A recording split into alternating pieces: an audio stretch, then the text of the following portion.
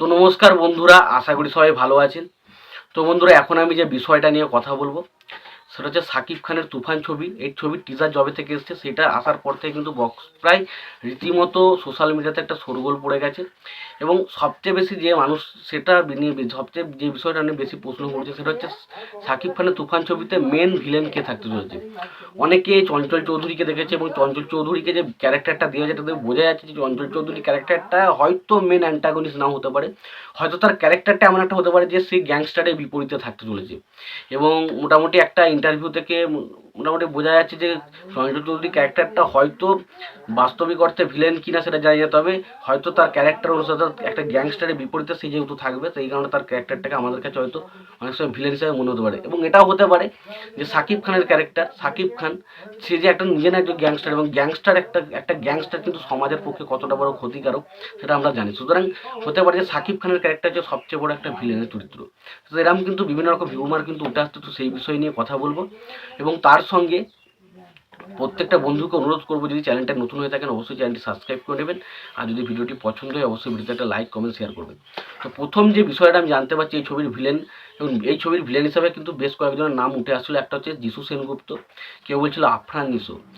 তো সত্য কথা বলতে একটা ইন্টারভিউ থেকে মোটামুটি একটা জিনিস ক্লিয়ার হয়ে গেছে যে এই ছবিতে অর্থাৎ তুফান ছবিতে কিন্তু আফরান নিশো বা যিশু সেনগুপ্তর থাকার চান্স কিন্তু খুব কম রয়েছে।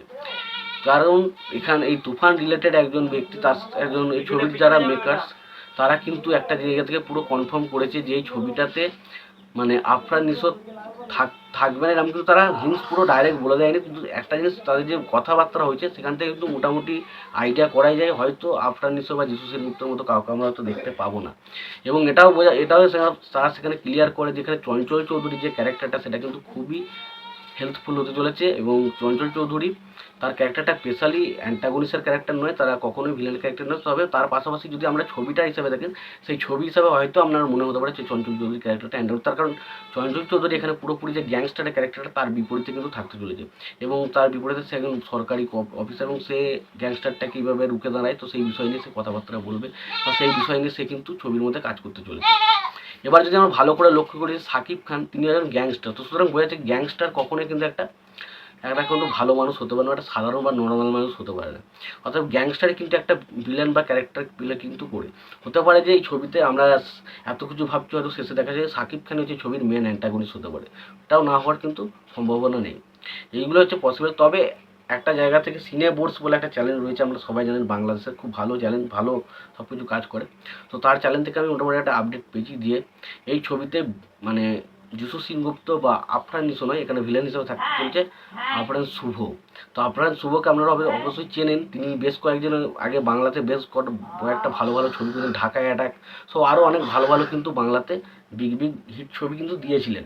কিন্তু পরবর্তী সময়ে এই বিগত কয়েক বছর ধরে তাকে কিন্তু সেইভাবে চর্চায় কিন্তু বাংলাদেশের ছবিতে আমরা দেখতে পাই না। তো সেই কারণে তার নাম নিয়ে হয়তো মানুষ সেইভাবে আলোচনা করেনি।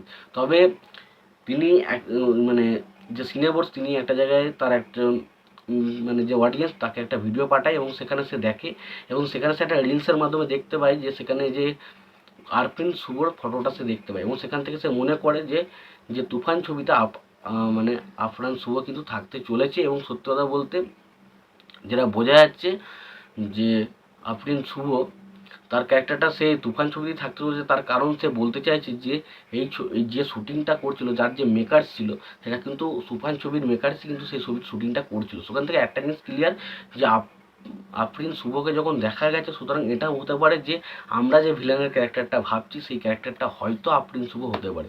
তো সত্য কথা বলতে এটা নাও হতে পারে, তো এটা হওয়ার চান্স কিন্তু 90% পসিবিলিটি রয়েছে। এবং হয় এই জিনিসটাকে অনেকে লক্ষ্য করছে, অনেকে লক্ষ্য করেনি, তাই জন্য হয়তো জিনিসটা নিয়ে আলোচনা হচ্ছে না। তবে এবং আরেকটা বিশেষ কথা হচ্ছে আফরান নিশো বা যিশু সেনগুপ্তকে নিয়ে যেভাবে এখন আলোচনা হচ্ছে, কিন্তু আফরিন শুভকে নিয়ে কিন্তু সেইভাবে আলোচনা হয় না। তো সেই কারণে হয়তো হতে পারে এই জিনিসটা মানুষের চোখ এড়িয়ে যাচ্ছে।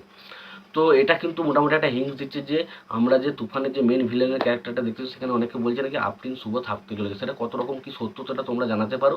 আর তোমরা যদি এই ভিডিওর ক্লিকটা দেখে থাকো তোমাদের কি মনে হয়েছে তোমরা অবশ্যই কমেন্ট করে জানিয়ে দিও। ভিডিওটি পছন্দ হতে হলে ভিডিওতে লাইক কমেন্ট শেয়ার করে দিও, আর চ্যানেলটা নতুন থাকলে অবশ্যই চ্যানেলটি সাবস্ক্রাইব করে দিও, পাশে বেল আইকনটা অবশ্যই প্রেস করে দিও। ভালো থেকো, সুস্থ থেকো, দেখা হচ্ছে পরের ভিডিও।